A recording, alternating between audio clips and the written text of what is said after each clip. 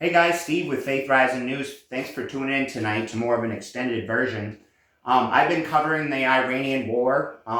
Obviously, me myself, I'd love to see U.S. and Iran come to peace. I don't want to fight with Iran at all. In fact, I'm just a normal person, just like their citizens are normal people. That's why I'm hoping Trump and the leaders of Iran can just de-escalate. That's what we need to do as, both Iran and U.S. We both need to de-escalate to end this war, because keep going back and forth is just going to escalate the situation. We're going to talk a little bit tonight about something I find actually kind of like cool, like something you'd think about when you were a kid. Literally, the U.S. just released a manless drone, a sea drone, that can literally go on the water. I'm sure they have some that can go underwater, but they literally just hit their first submarine.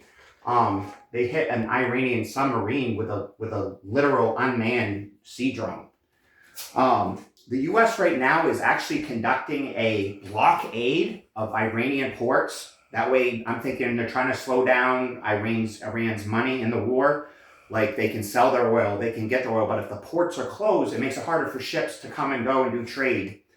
Commercial trade has taken a major hit globally. About 20% of oil in the world comes through the Strait of Hormuz. Iran is actually currently trying to gain control over the Strait of Hormuz and is trying to direct traffic into a certain route through the Strait of Hormuz in order to collect an Iranian toll. Upwards in the millions of dollars. Could be less, could be more, but it's sometimes upwards to millions of dollars per ship to come through the Strait of Hormuz. Trump ordered that blockade on the Iranian ports. That was a direct Trump order. Multiple commercial vessels were hit. July 6th through 11th, multiple commercial vessels were hit by Iran in the Strait of Hormuz. As a result, that caused a lot of, like I say, tit for tat actions. The U.S. attacks southern Iranian sites.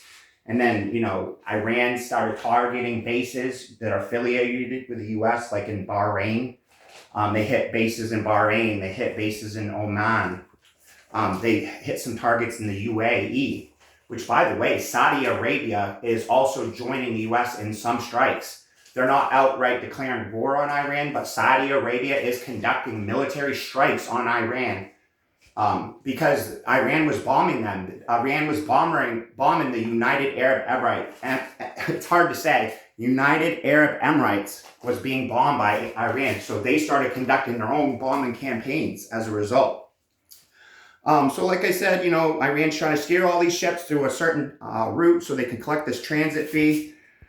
The Islamic Revolutionary Guard, of course, is going strong. They have several different units. They have sea units. They have land units. They have combat soldiers. They have special soldiers. I'm sure they have their own intelligence.